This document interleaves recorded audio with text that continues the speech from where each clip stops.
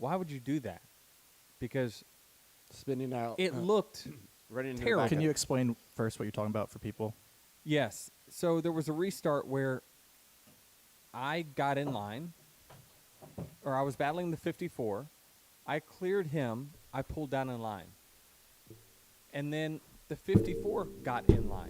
And the 22 is a car length back from the 54 and just power drives him into the corner, into me. I nearly wreck, and it just destroys the 54, and because it causes a huge pileup. And so I just wanted clarification from Logano. Like, I just didn't know.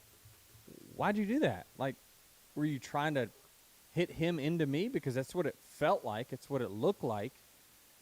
And then I remembered. I was like, he brought up, he's like, well, me and Ty have been going at it here for the last certain amount of time. And I'm like, oh, that's right. Ty talked to me about this on the way to the racetrack on Friday. And he says, listen, from Ty's perspective, he had been used up by Joey for the greater part of the season. And Ty says, listen, over the last few weeks, I've pushed back. Ty And Gibbs. he's like, I don't know how to handle it, right? And so what's the best way? And my advice to Ty was extend the olive branch first. When he catches you next time, let him go. He'll notice it. He will notice that. And hopefully it then gives him because he has unrest. Whenever he catches you, he's probably thinking, oh, shit, I got to race this guy again. And the minute you pull over and let him go, We got it's to like, devalue oh, our own I currency. appreciate that. It's interesting. I should give that back. And then it just starts a series of good deeds between the two of you. I think Ty has a legitimate argument, and upon talking to Joey about this a little bit, and I was kind of the middleman, listening to his side and Ty's side. I don't think Joey really, in retrospect now, I've slept on it. I don't think Joey gave Ty a chance to give him back the good deed of, hey, if Joey pressured him right after that restart and was all over his ass and Ty didn't get out of the way, then Ty didn't do what he said he was going to do, which is give him the spot. And so Joey just said, listen, I got used up by him the last couple weeks in a row. Let's get and these out the way. I said, screw it. I'm going to use him up right here. And it wrecked him. So I see both sides of it, but I definitely side a little bit on Ty's side here that he was just running a race. He didn't do anything ill-willed towards the 22 on that restart. The 22 just used him up, and in turn, it knocked us. We got a lot of factories up. open. And so I didn't quite understand it, and then I realized Time to oh, build these two have factories for beef. That's where factories. this is coming from. But I thought it was just again a bad. I thought Boy, it was a bad France look own for a lot of Joey, Africa. for just power driving the kid into the corner, Jeez. not even giving him a chance, and obviously ruining his race. Yeah, I guess when Ty asked you for advice, you probably didn't think that, oh, y'all are going to create a show out of this behind me while I'm racing for a championship. No, and that was my point in my interview, right? I think I spoke with Bob about it when he asked me. I says, I just thought, and again, this is before I had realized, oh, yeah, that's right, these two have beef. I didn't realize it wasn't a tactic by Joey to try to take me out because, Joey was up there and he was battling hard for sure. And so immediately you think about, well, was he trying to take me out because he just saw that me and Blaney are battling? Like, what's going on here? And my point in the interview was that I thought it was a little disrespectful to me and Blaney because we had earned the position to try to fight for a championship. We were up front. And to have a cheap move like that, a cheap shot, I didn't agree with it. If the roles were reversed, I said I thought that Joey would have a problem with it, which he 100% would. But, again, upon talking to Joey, this had nothing to do with me and Blaney's battle. This was just something between him and Ty that had been boiling over. Did he recognize, like, oh, yeah, well, yeah, maybe that wasn't the right time, or y'all not get into that? No, we really didn't get into that. it's their issue, and they got to work it out.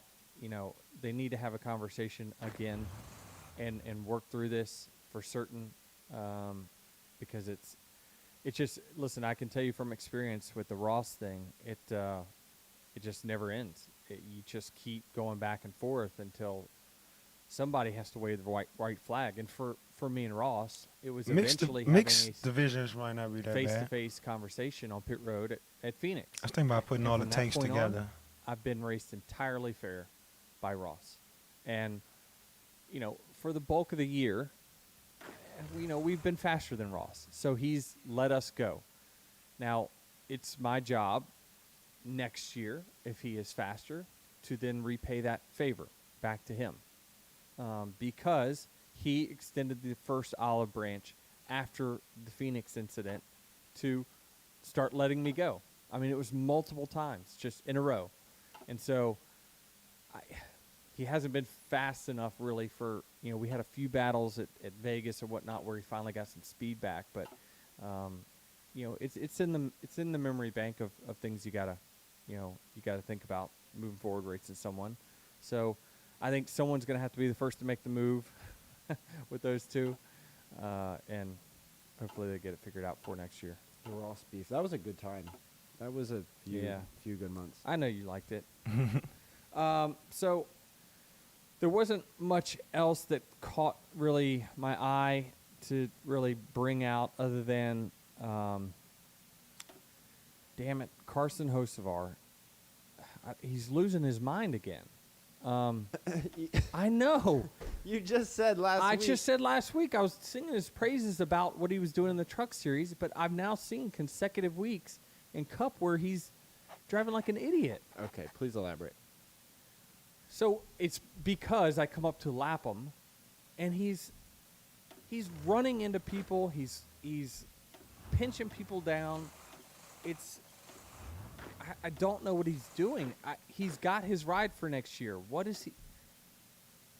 You're just pissing people off for no reason. For what? I mean, he wrecked Ty Gibbs. Ty is on the lead lap. He is 2 laps down. What are you doing? There's something in the brain that cuts off the circulation when he puts the helmet on. It's frustrating because you see these younger guys with talent, and they can do it. They can be at a very high level, and they just Type of mobile don't unit. get it. And Carson is a head scratcher for me because, and I appreciate Dale Jr. on the broadcast calling him out again, saying, "You do this in the Cup Series. Go ahead. It is a bad choice." And I don't care what Ty did to him. I didn't see Ty do anything to him. We didn't see it on TV. We don't know. There might have been something. Ty might have knocked him up the racetrack because he's on the fucking lead lap. You're 2 laps down. Get out of the way. It's bigger picture stuff, right? Yeah. So there's got to be some maturing going on there Infantry. that he's got to work out, because it's frustrating to watch. If it was someone that really sucked, you really wouldn't care because it would just be like, oh well, you'll never have to race this guy. But he's better than what his brain is allowing him to be. It's a lot of people who qualify. For The this. pace car breaks down. This is the first time I've ever seen this. That was apparently the rubber from the racetrack clogged up on the pace car's Goodyear tires. Oh. Yeah. Wow. So And- maybe we need to put the tires that are on the pace car on the race car. I'm not going to use Oh, Goodyear I'd tires be anymore. all for that. I'd be all for that. I mean, Problem solved. I Case hate closed. to keep beating this dead horse because we're just beating it and kicking it.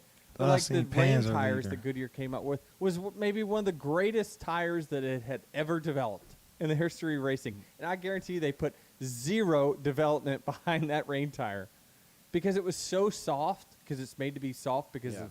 it's supposed to grip the track when it's wet, that once it wore out, it was everyone's lap time just dispersed into high, low. There were good cars, terrible cars. It was fantastic racing at Wilkesboro with the rain tire. The tire wasn't even designed to run on a dry surface. So, yeah, the pace car had a DNF because it ripped out all the wiring, I guess, for the pace car. At what point did you realize something was going on with the pace car? Because I saw some cars realize do I keep driving with the pace car stopped, or what did you know? No, the Yeah, what do you do when you don't have a pace car? you get one of the safety trucks. It was what they did. Special And that's a teams. driver then they had Cars a do an backup- army. Then they had a backup pace car too, right? I think I saw there was 2 of them. Nothing. I mean, our race, we're focused on our. We're not, NASCAR. Having a. It was very NASCAR of a pace car to break down, but it was. I mean, it's nothing. My spotter tells me, hey, the pace cars broke down up in turn 1. Follow the safety truck. That's all they said. Simple as that. No drama to it, Rick Allen. Sorry, Travis. My days working, taking care of my little ones, can be a lot. I checked out care.com and it was so easy for me to find local, experienced, and background check sitters. Finding our babysitter was way more affordable than I thought. Care.com makes it super easy. Search for qualified candidates. You can view their profiles, read reviews and ratings, check their availability, send messages directly, get the help that you need. Care.com should be every person's go-to. Life as a parent is nonstop. taking a I'm long so time doing it focused this on way, keeping huh? my family healthy that I barely have time to take care of myself. If this sounds like you, then you need to give Symbiotica a try. Symbiotica is a health and wellness company that empowers individuals to take ownership of their health with high-quality formulas and supplements crafted to boost energy, immunity, gut health, and more. Symbiotica supplements are made with clean, natural ingredients, and they don't contain any toxins or artificial ingredients. Because they were designed for us, busy parents. They're quick and easy to take. Just a daily dose for your energy, immune system, and overall well-being. It's made staying consistent so much easier. And the best part? Symbiotica is having their holiday sale, so now's the perfect time to put your health in the driver's seat. Head to Symbiotica.com for 20% off with code GIFT20. That's CYMBIOTIKA.com with code think this'll work. GIFT20 for 20% off. Your health transformation journey starts now. Symbiotica natural and organic supplements. So let's just wrap it up. Blaney wins the race. Convincing fashion. He started right where I did on the restart, and he was just exceptional. He didn't really go anywhere till about after 100 laps. I think he broke free of me in the Busher battle with about 60 to go, and he just ran down the leaders really quickly. And by that time, again, we're well into a run where cars do start dispersing on speed a little bit. And so he showed he had the best car, went out there, won, stamped his spot right there in the Final Four. Yeah, Blaney stamps his spot in the Final Four. These last 5 weeks, that team has just been Oh on man, I fire. didn't even think about these You look at troops him and now stuff. as a favorite going into Phoenix I with the do. run he's been on. I do. Yeah, I think that he's historically been good at that track. And not just historically, I'm saying he's been good at that track in the next-gen era. And that matters, right? You can look at all the past stats that you want. Doesn't matter. It's who's been good in the next-gen era. And Blaney has been. I think that he has really fast speed right now. I mean, this looks eerily similar to Joey Logano from last year. No. Did Joey win the championship last year? He did. Yeah. Where, through the summer months, it was just, I don't know. I mean, did you, I almost, I won't can do you that. racing reference? I have Blaney's racing reference Yeah. pulled up already. Give he me- did finish second at Phoenix in the spring, for what it's worth. Okay, just give me the 15 races before Just the African playoffs. Where general. was his finishes? All right, well, let's just start at Sonoma here because this number fits what you're looking for the most. 31st at Sonoma, 36th at Nashville, 33rd at Chicago, Golly, 9th he in had a rough Atlanta. stretch. Now, let's be 22nd at clear. Loudon, Let's be 30th at transparent. Pocono. Hold on. Let's not try to steer our viewers into thinking that Ryan Blaney sucks. He had those 30-some finishes. That's not where he ran. He had trouble in those races. If you start telling me teens, that's probably where he ran.